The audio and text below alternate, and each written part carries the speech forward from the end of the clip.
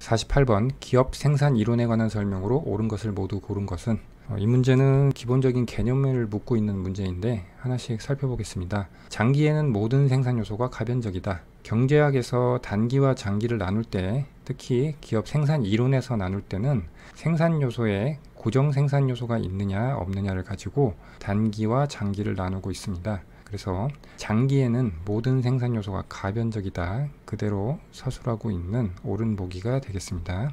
니은 다른 생산 요소가 고정인 상태에서 생산 요소 투입 증가에 따라 한계 생산이 줄어드는 현상이 한계 생산 체감의 법칙이다. 이것도 한계 생산 체감의 법칙의 정의 자체를 잘 서술하고 있는 보기가 되겠습니다.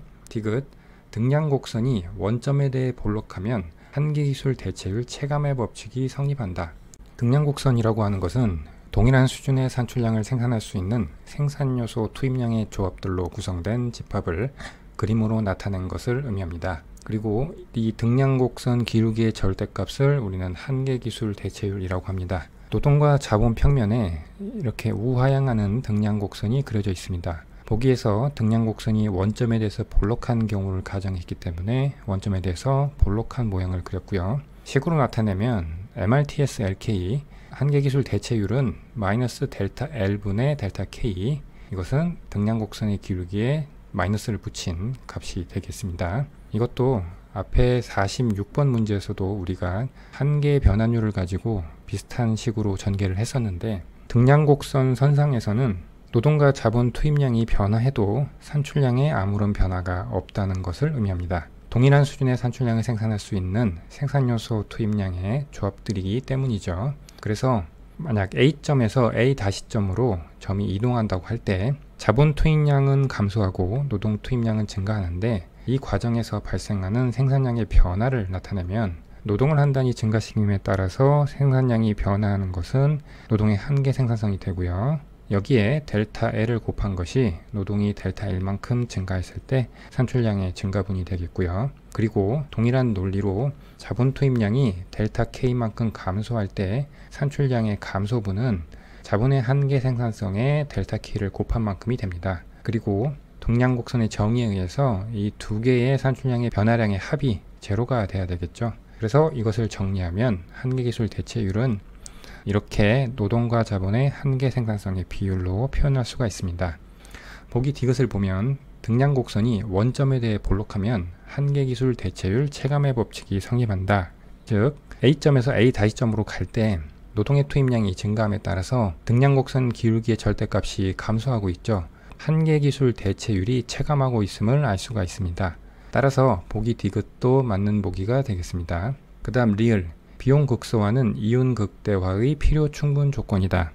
이윤 극대화는 다음 두 가지 조건을 만족을 해야 됩니다. 첫 번째는 생산비용 극소화고요. 두 번째는 최적 산출량의 결정이 되겠습니다. 보기에서 비용 극소화만 언급하고 있는데 이것만 만족해서는 이윤 극대화를 달성할 수가 없습니다. 우리가 이윤식을 이렇게 표현을 한다고 해보겠습니다. 즉 이윤 파이는 총 수입에서 총 비용을 뺀 것으로 표현을 할 수가 있습니다. 그런데 총 수입과 총 비용은 모두 생산량 Q의 함수가 됩니다.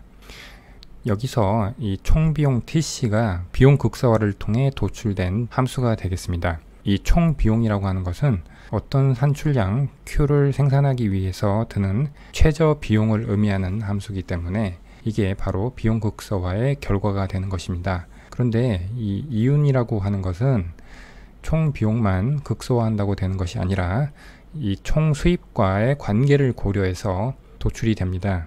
즉 이윤식을 Q에 대해서 미분을 하면 총 수입은 한계 수입, 총 비용은 한계 비용이 되고, 이것이 제로가 될 때 기업의 이윤 극대화가 달성이 됩니다. 정리하면 한계 수입과 한계 비용이 같을 때 이윤 극대화가 달성이 되는데, 물론 이것은 이윤 극대화의 필요 충분 조건은 아니고 이윤 극대화의 일개의 필요 조건이 됩니다.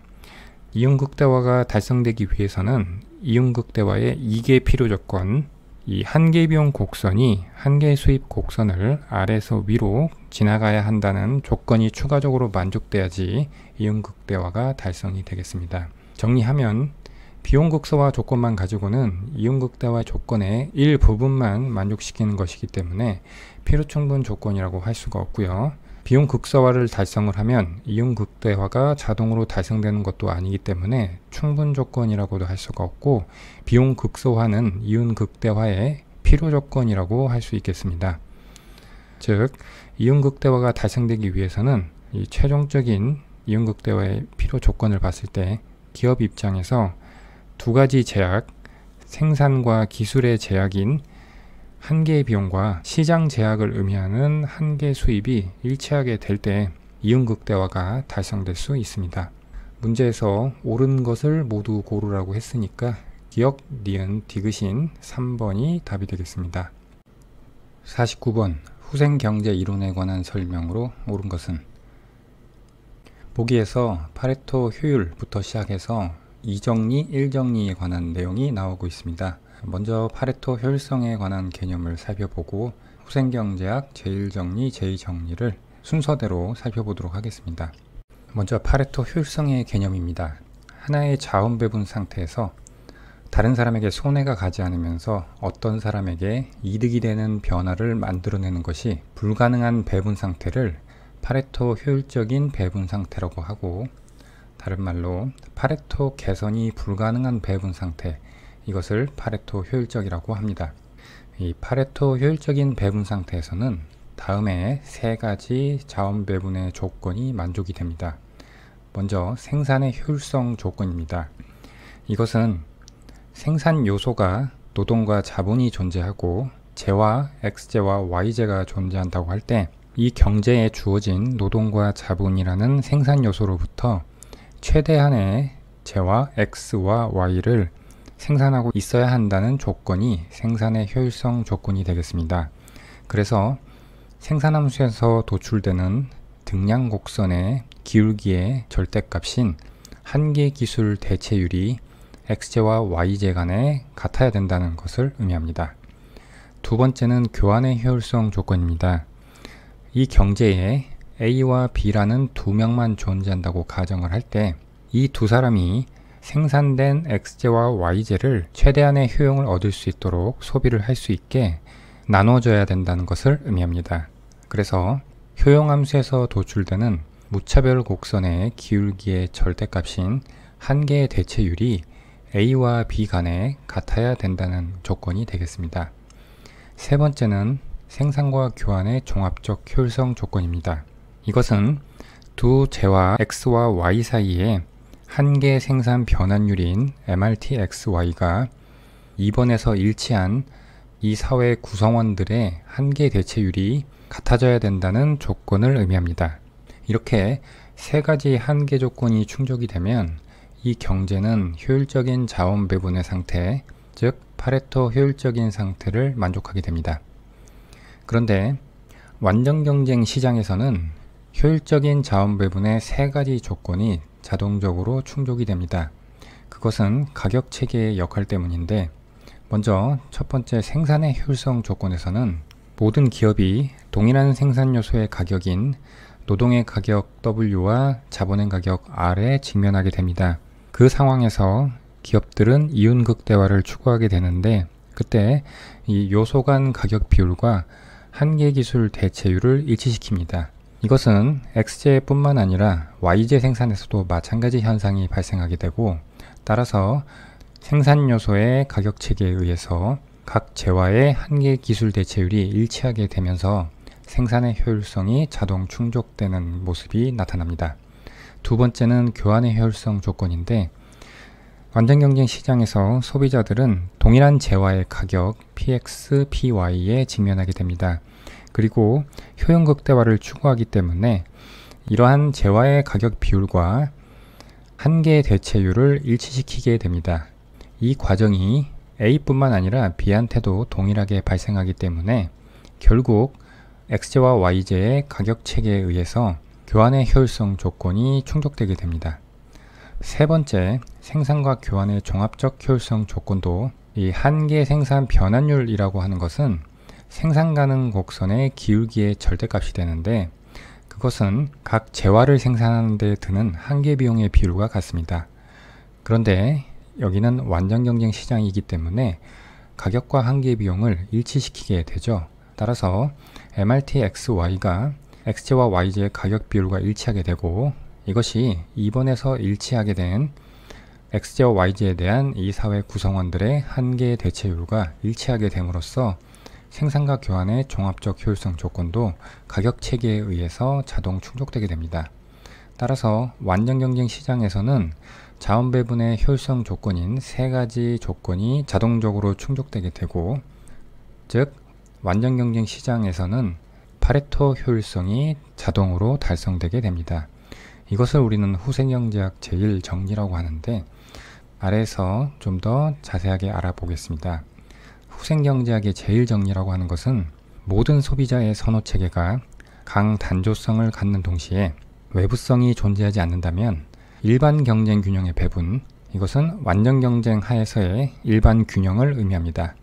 여기서의 배분은 파레토 효율적이 된다라는 것을 우리는 후생경제학 제1정리라고 합니다. 이것이 바로 위에서 살펴본 이 식의 결론을 나타내는 것이죠. 즉, 일반 경쟁 균형의 배분은 완전 경쟁 시장에서의 일반 균형을 의미하고, 완전 경쟁 시장에서 시장 가격 기구가 자원을 효율적으로 배분해 줌을 의미합니다. 이것은 아담 스미스가 제시한 가격 체계의 보이지 않는 손의 역할을 이론적으로 뒷받침하는 정리가 되겠습니다.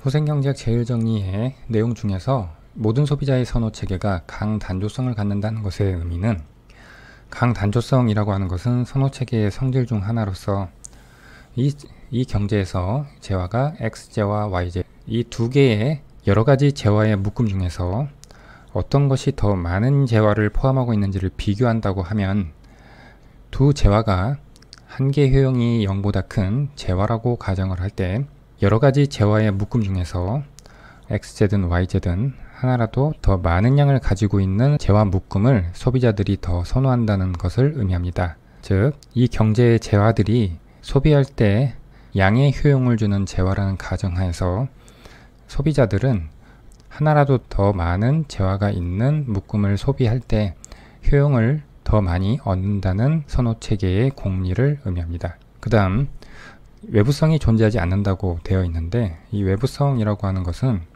이 경제에서 어떤 행위가 다른 사람에게 의도하지 않은 혜택이나 손해를 가져다 주는데도 그에 대한 대가를 받거나 지불하지도 않을 때 외부성이 발생했다고 하는데, 이것이 존재하게 되면 완전 경쟁 하에서의 효율적인 자원 배분 상태가 충족되지 못하는 상황이 발생하게 됩니다.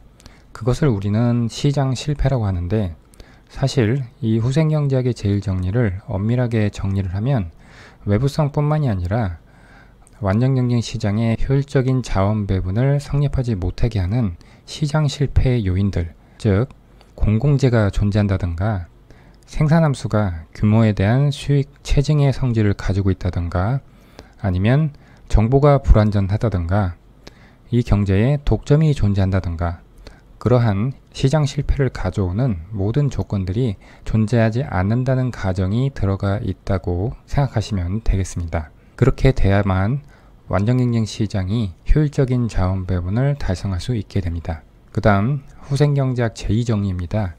이것은 후생경제학 제1정리의 역을 의미합니다. 내용을 살펴보면, 초기 부존 자원이 적절히 분배된 상태에서, 즉 이 사회에 존재하는 생산 요소를 가지고 생산한 재화 XJ와 YJ가 사회 구성원 A와 B에게 적절히 분배된 상태에서 모든 소비자의 선호 체계가 볼록성을 가지면 파레토 효율적인 배분은 일반 경쟁 균형이 된다라는 정리가 되겠습니다. 여기서 모든 소비자의 선호 체계가 볼록성을 가진다는 것의 의미는, 여러분들이 효용함수에서 도출된 무차별 곡선을 재화 XJ와 YJ 평면에서 그릴 때 보통은 원점에 대해서 볼록한 모양의 무차별 곡선을 그렸을 겁니다. 그렇게 원점에 대해서 볼록한 모양의 무차별 곡선이 나오는 이유는 바로 소비자의 선호체계가 볼록성을 가지고 있기 때문입니다. 즉, 소비자의 선호체계가 볼록성을 가지게 되면 극단적인 재화의 조합보다는 재화들이 골고루 섞여 있는 묶음을 더욱 선호하게 됩니다. 그러한 가정 하에서만 파레토 효율적인 배분이 일반 경쟁 균형으로 달성될 수 있다는 것을 이 호생경제학 제2정리는 의미하고 있습니다. 그 말을 다른 표현으로 바꾸면 파레토 효율적인 자원 배분이 분권적인 시장기구, 중앙집권적인 계획경제가 아니라 경제 주체들에 의해서 자율적으로 돌아가는 분권적인 시장 가격기구에 의해서 달성될 수 있음을 의미하는 정리가 호생경제학 제2정리가 되겠습니다. 호생경제학 제1정리와 제2정리를 그래프를 가지고 한번 살펴보겠습니다. 에지어스 박스가 3개가 그려져 있는데 이 경제는 보시다시피 A와 B라는 두 명의 소비자가 존재하고 재화는 X재와 Y재가 존재하고 있습니다. 그래서 A 입장에서는 원점에 대해서 볼록한 무차별 곡선이 그려져 있고요. 오른쪽 상방으로 갈수록 효용이 증가하는 모습이고 B는 반대로 우상방의 원점에 대해서 볼록한 무차별 곡선이 그려져 있습니다. 먼저 후생경제학의 제1정리를 살펴보면 일반 경쟁 균형의 배분, 즉 완전 경쟁에서의 일반 균형이 파레토 효율적인 결과를 가져온다는 것을 의미하는데 이 첫 번째 박스를 보면 어떤 완전 경쟁 시장에서의 가격 체계가 주어졌을 때 각 소비자가 자신의 한계 대체율을 일치시키게 되고 자연스럽게 효율적인 자원 배분의 조건이 달성된다는 것을 앞에서 살펴봤습니다. 즉, 그 점들을 모은 선이 바로 A의 원점에서 B의 원점까지 그어진 대각선의 파란색 선이 되겠습니다. 이 파란색 선상에서는 A와 B의 무차별 곡선이 접하게 되고 따라서 이 파란색 선상에서 파레토 효율적인 배분이 달성되고 있음을 알 수가 있습니다. 이 F점이라고 하는 것은 그 점들 중에서 임의의 한 점을 표시를 한 것입니다. 그 다음 후생경제학 제2정리는 제1정리의 역이라고 했는데 그 이야기는 어떤 파레토 효율적인 배분이 존재한다고 할 때, 즉 F라는 파레토 효율적인 점이 존재한다고 할 때 그것을 일반 경쟁 균형이 되도록 만들어주는 가격 체계가 존재하는지에 대한 정리가 되겠습니다. 지금 A와 B의 무차별 곡선을 보면 각자의 원점에 대해서 볼록성을 가지고 있죠.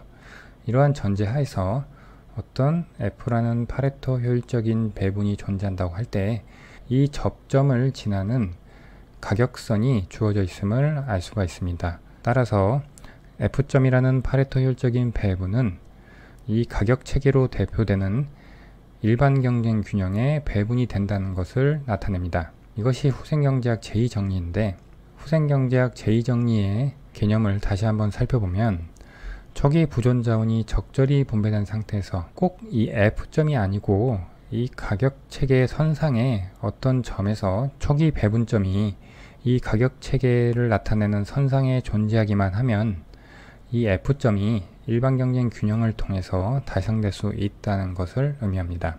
그 다음 모든 소비자의 선호 체계가 볼록성을 가져야 한다고 했는데 A의 선호 체계가 볼록성을 가지지 못하는 경우를 살펴보겠습니다.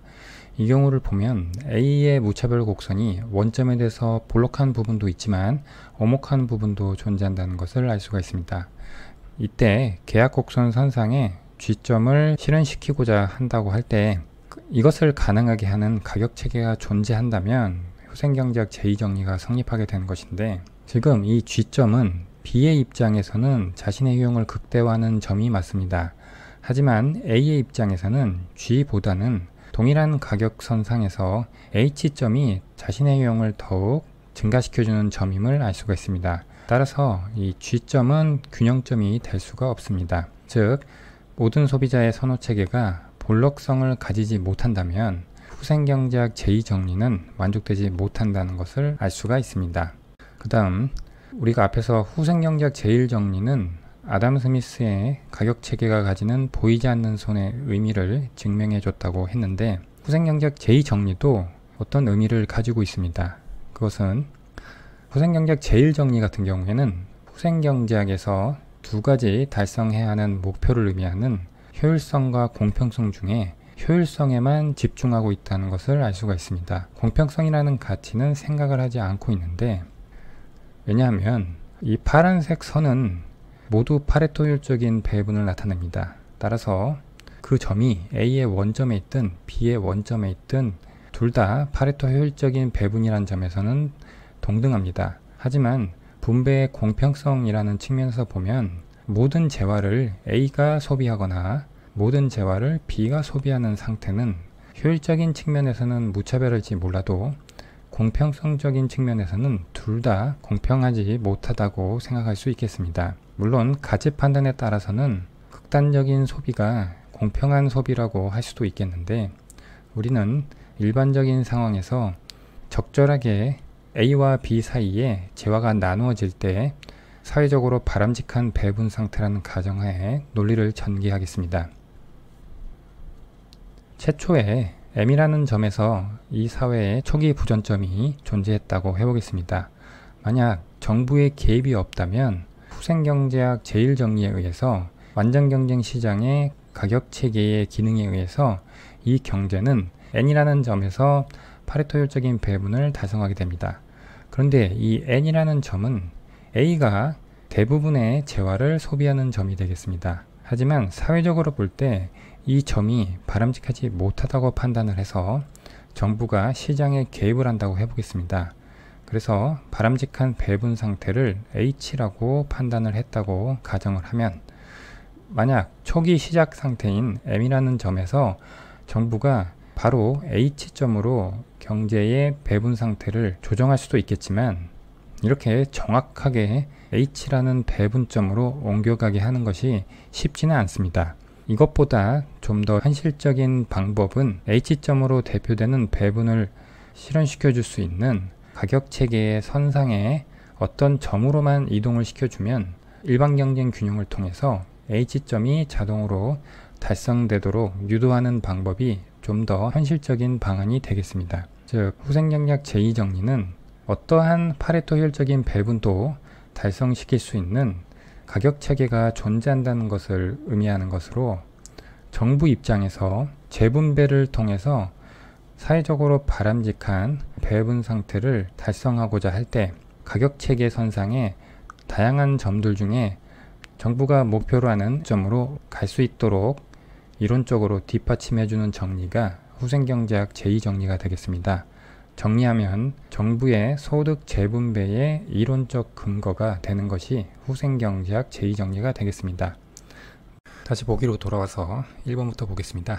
파레토 효율적인 상태는 파레토 개선이 가능한 상태가 아니라 불가능한 상태를 뜻하죠. 그래서 다른 사람에게 손해가 가지 않으면서 어떤 사람에게 이득이 되는 변화, 이게 파레토 개선인데 이것이 불가능한 배분 상태가 파레토 효율적인 배분 상태라고 했습니다. 두 번째, 제2정리는 모든 사람의 선호가 오목성을 가지면 볼록성을 가져야 되죠. 파레토 효율적인 배분은 일반 경쟁 균형이 된다. 3번, 제1정리는 모든 소비자의 선호 체계가 강단조성을 갖고 외부성이 존재하지 않아야 되죠. 일반 경쟁 균형의 배분은 파레토 효율적이라는 것이다. 4번, 제1정리는 완전경쟁 시장에서 사익과 공익은 서로 상충이 아니라 조화된다는 것이 되겠습니다. 왜냐하면 가격체계에 의해서 사익을 추구하는 기업의 이윤 극대화, 소비자의 효용 극대화가 가격체계에 의해서 자원배분의 효율성 조건을 자동적으로 달성하게 만들었습니다. 5번, 제1정리는 아담 스미스의 보이지 않는 손의 역할, 가격체계의 역할을 이론적으로 뒷받침해주는 것이다. 맞는 보기가 되겠네요. 따라서 49번의 답은 5번이 되겠습니다. 50번, 노동과 자본만 이용하여 재화를 생산하는 기업의 생산함수가 레온테이프 생산함수로 주어져 있습니다. 노동 가격 W라고 하면 얘는 2원이고 자본 가격은 3원일 때 R이라고 하겠습니다. 기업이 재화 200개를 생산하고자 할 경우 평균 비용은, 생산함수와 가격 조건을 가지고 총 비용을 구해서 그것을 생산량 Q로 나눠주면 평균 비용이 되는데, 그것을 구해보라는 것이 되겠습니다. 비용 국수화 문제를 설정을 했습니다. 그래서 총 비용은 노동 가격 곱하기 노동량 더하기 자본의 가격 곱하기 자본량으로 표시할 수가 있고요. 고정 비용이 없다고 했기 때문에 L과 K는 모두 변할 수 있는 가변 요소가 되겠습니다. 그리고 제약 조건으로는 생산함수가 주어져 있습니다. 그래서 일정한 생산량을 달성하기 위한 비용의 극소화, 즉 총 비용 함수를 구한 다음에 그것을 생산량 Q로 나눠주면 우리가 구하고자 하는 평균 비용이 나오게 되겠습니다. 제약 조건을 보면 생산함수가 레온티에프형 함수니까 우리는 미니멈 함수의 요소 투입량이 같은 조건을 만족해야 한다는 것을 알 수 있습니다. 그래서 이렇게 나온 조건을 가지고 일정한 생산량을 달성하기 위한 투입량을 의미하는 조건부 요소 수요 함수를 도출할 수가 있습니다. 즉 이것을 다시 생산함수에 대입을 하면 2분의 1이 Q가 나오거나 K가 Q가 나오게 되겠습니다. 얘를 L과 K에 대해서 정리를 하면 이렇게 일정한 생산량을 달성하기 위해서 투입되어야 하는 생산 요소의 양을 나타내는 조건부 요소 수요 함수가 도출이 됩니다.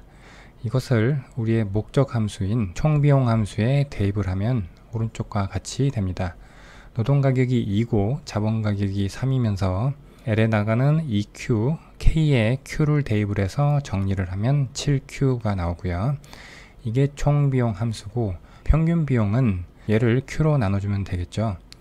따라서 평균 비용은 7원이 되고 답은 2번이 되겠습니다.